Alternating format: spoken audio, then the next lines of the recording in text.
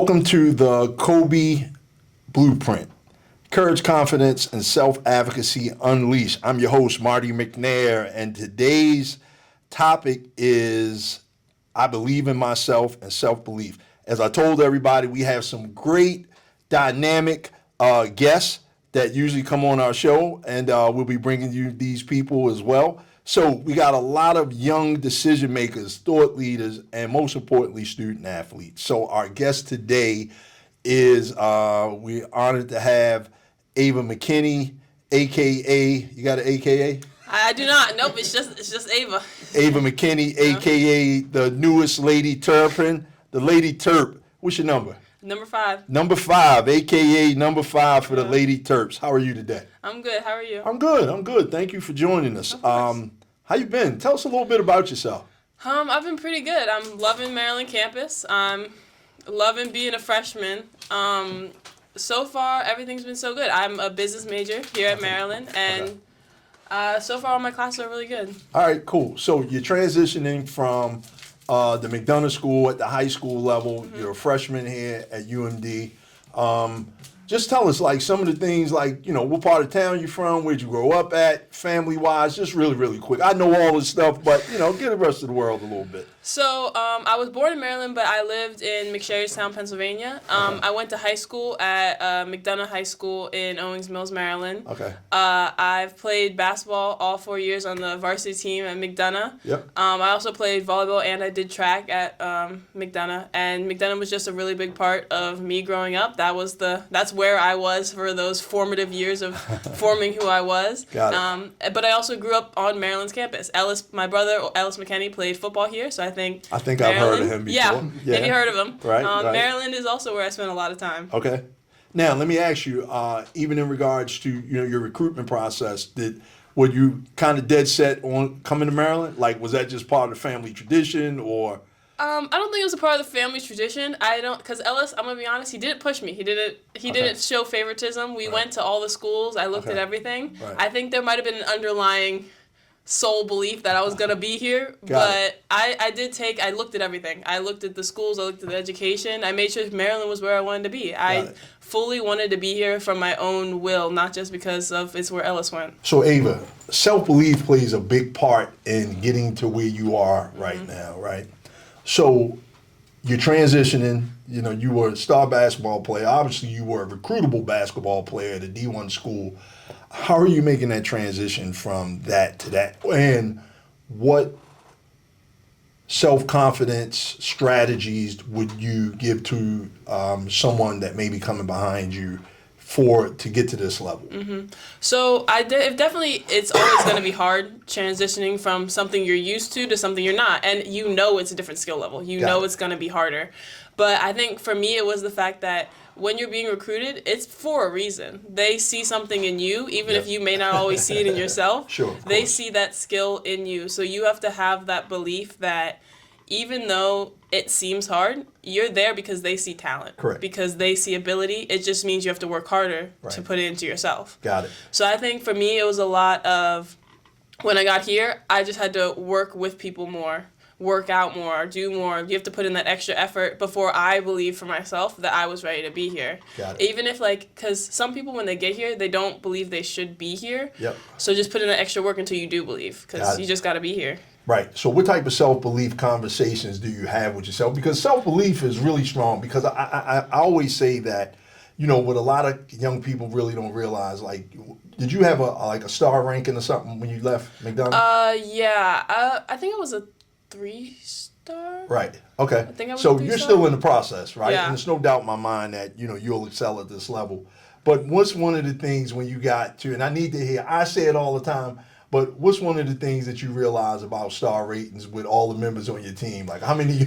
Well, you were a big fish in a small pond, right? Yeah, right. Yeah, I definitely was. I think what I realized about star rating is nobody asks you when you get here what star rating you are. Nobody. It doesn't matter. It doesn't, like, when you're on that team. Yeah. I'm playing with girls older than me who have been playing for a long time. I didn't ask them what star rating they were when they entered the game. Of course. I asked them how they play. I learn the way that they play the game. I try and mimic their good habits. Yeah. I try and learn from their bad habits. Like, it's not about how many stars you come in with. It's how you adapt to the situation when you're here. Got it. Because I know that my star ranking may be lower than some of the other freshmen, Sure. but I have my good days, they have their bad days, I Right. have my bad days, they have their good Right. days. When it comes Right. down to it, you're playing basketball. Got it. So in regards to self-belief, like how important is that, like in the days that you feel down or like, wow, you know what, I just don't, I'm feeling low on myself, or I'm just kind of overwhelmed with, what you've experienced so far, because you're like brand new into this at this level. So what are some of the things that realistically that you see like, wow, you know what, I didn't see that coming. Like, Yeah. okay, what is self-belief? How does that self-belief conversation get you through those types of days? I think my self-belief conversations happen when I realize that I will have a bad day Right. for my self-belief. Yeah. Like, so there will be those days where I don't believe that this is possible until I look at where I am. Like, you have to have that conversation with yourself. Right. You're here now. Right, You right. made it here. You're Right, good. right. You can be here. Right. And another self-belief conversation that I have is I have people to talk to. Sometimes it's important to get those thoughts out. Like, it can't just be in your head sitting Right. there stewing for too long. Sure. You have to get it out writing to yourself, journaling, Yep. or talking to someone. It Yep. just really helps to share how you feel and share that with someone else. Totally agree. Journaling is so important when it Absolutely. comes to that. So from high school, the transition, obviously, you're here now. Is there something that, and again, I'm not going to expedite your experiences, you're going to get those. Yeah. That's just a part of life in general, and especially the college life. Nobody said, hey, come to college and walk this fine line, you know what I mean? Because that's just, saying walk a fine line in life. However, what are some of the things that you wish, or something that may have surprised you at this level already that you wish you had known or wish you had prepared for at the collegiate level? What you learned in high school. Correct. I wish they would have prepared me better for just the different type of coaching. Like in high school, you have maybe 3 coaches at most. Right. At high school, you have a ton of coaches that are going to tell you or are there for different things. Right. And sometimes you aren't looking to one person. Like, it's not just your head coach who's Right. going to tell you how to run things, Sure. who's going to be the one giving you that feedback that you always need. Right. So you can't be reliant on just them to lift you up. You have to be reliant on your teammates. You have to be Sure. reliant sometimes on yourself to just continue to push and push and push, because they have other things that they need to do as well. Correct. It's not just them that's going to be pushing you individually. Like, they're there for you. They always love you and their Right. family. Sure. But they have 15 girls to coach. They got to Right. do their job, and so do you. Got it. So how important is building those relationships with teammates, coaches, and creating partnership with coaches in regards to self-advocacy and everything like that? It's really important, and I think it's a part of what more people need to consider when they're doing their visiting on the recruits and stuff. Sure. They need to focus a lot more on that family and making those connections sometimes over just the not just the basketball, but what they can gain by being there. Right. They have to focus on, is their mental stability going to be good while they're there, because Right. they have people that care about them. Got it. So you mentioned earlier about, really other people see it. Other people see your potential, right? Mm-hmm. And then, we got to get to a point where we have to create the role of visualization, visualization, Yeah. excuse me. The role of visualization in regards to, when did you start really visualizing what, I can play at the next Yeah. level? What age did that kind of come at? I was never really I never was a planner ahead for college. I never dreamed of a school in college Sure. until I got to high school and I started playing AAU. Right. And it started to become real that people came to watch me play. Right. People were coming to see me do Right. my thing that I loved. Sure. This could be something that I could make something out of in college. Right. So I feel in going into my freshman year of high school is when I really started to start to visualize that future for myself, that if I work even harder at this, I can have a great path. Right. For where I'm going in college. So when people started noticing, was your output just kind of subpar? Okay, I'm just going through it, but wow, I can really bump this up a couple notches. I always call it when the switch goes off in our heads of our ability. I think there might have been a little switch in the way I played, but I think it was more in just I was constantly on. I think I wanted to win more, Right. and now I wanted to show off my teammates. I wanted Right. to show off myself. I wanted it. to make sure all of us were succeeding in this right way. Got it. And win. Got it. Another thing got added to the things I wanted to do when I Sure. played. So how important is leadership? Because really, obviously, I'm sure you were the team captain. I your was, senior year, yeah. right? Mm-hmm. How did you take on that? Like, was that a role that you didn't want, or was that a role that you grew into? Can you think of any of the team leaders or team captains that played prior to you that may have graduated like a year before you or when you started playing at McDonough? Yeah. Like, what are some of the things that you notice? I heard you mention, you look at, even with your teammates now, you look at good habits versus bad habits. And again, not putting people out there, but those are the real decisions that, not putting any teammates out there, but Yeah. the point is, those are just real life decisions that you're going to make at this level. So you have to be very, very conscious of and watch what other people are doing and what they're not doing. Am I right? Yes. Yeah. So for me, I was captain my senior year. That was definitely a little scary. Right. But leading up to that, I was captain of my volleyball team Right. my junior and senior year. Got it. So I had a little bit of experience leading into my senior year of being a captain of a team, but I think it came down to it being different, of it being like my sport. Like Right. it was the sport I was putting all my effort in. It was the team I wanted to lead to a championship like game. It was definitely like I felt a little bit more pressure. Right. But I think it came down to my teammates put trust in me to be their captain. They wanted me to help lead them. They felt that I had responsibility with my other captain to take us where we needed to go. Right. So I think some of the girls that I looked up to when I was in high school, like I learned from them that you have to have tough conversations with those people on your team. Hold up. Pause right there. So can you repeat that? You have to have tough conversations. So there's a level of communication right there. Yes. What does a tough conversation even look like? The tough conversations are when someone's maybe not doing their part. Right. Like not Yeah. giving their Right. what I know you can do. Like I've seen all of my teammates play. I know their fullest potential. Sure. And it's when I can see them not giving that I have to say, you have to give more. I know you can give more. You know you can give more. Right. We have to work together to put that out there on the floor so we can succeed. And then I put that trust in them to do the same with me if Sure. I'm not giving what I need to give. Right. It's that mutual trust and respect that like has these conversations that when it comes down to it, we will make the tough decisions to win because that's what matters. Got it. So when you talk about tough decisions, right, or tough conversations, what do, and you gave us an example of tough conversations or real conversations, but real conversations come with, I only want the best for you in a sense, Yeah. right? I want to bring the best out of you, or support you to bring the best out of you. What does that look like in regards to like from a strategy perspective? Like, okay, I see that this person's doing this, because I think trust is very, very crucial, because young people don't trust easily, right? Yeah. So what does that look like to say, hey, how do you build trust amongst your teammates? I think it's just learning each other and then building something outside of the court.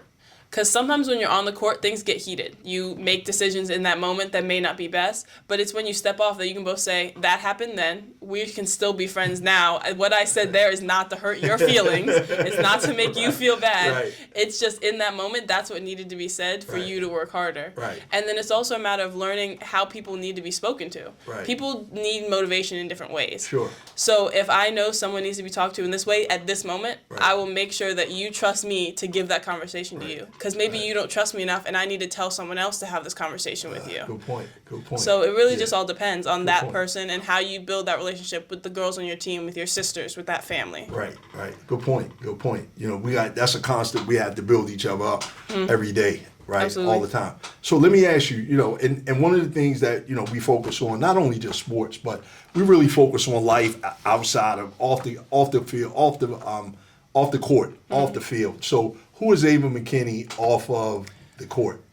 Off the court, I would call myself a big nerd. Oh, I'm sorry.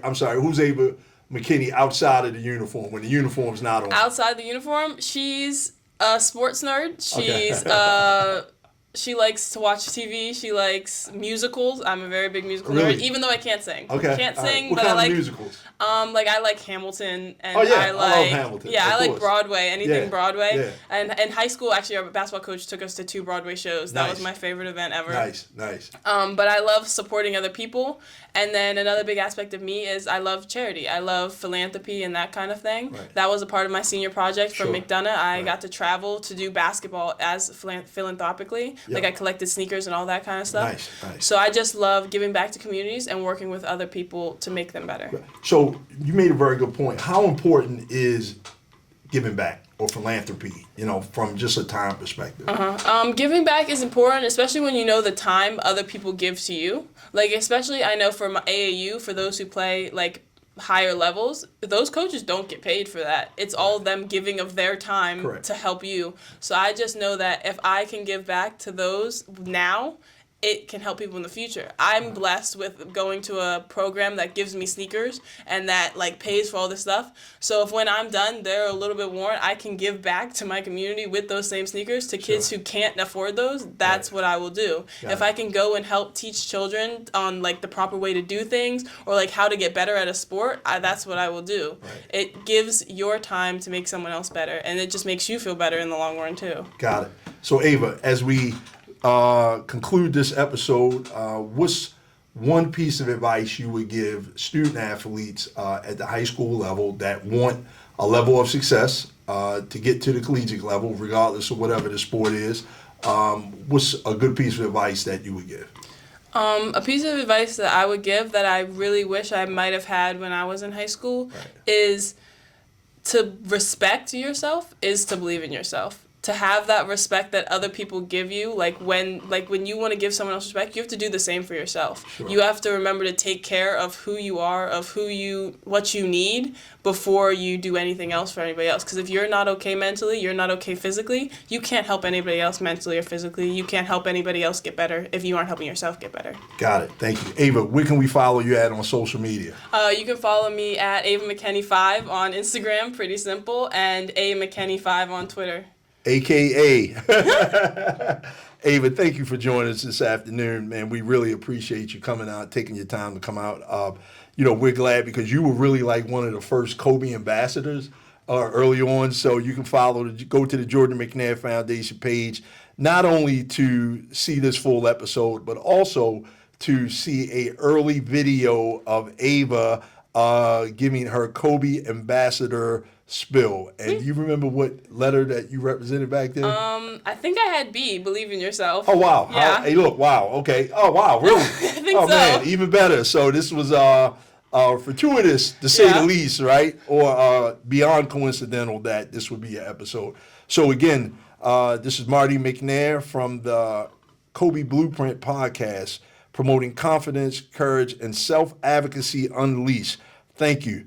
Hopefully we'll be at your school soon, giving all of your student athletes a voice to keep on believing in themselves and building courage and confidence and self-advocacy. Thank you. We're signing out.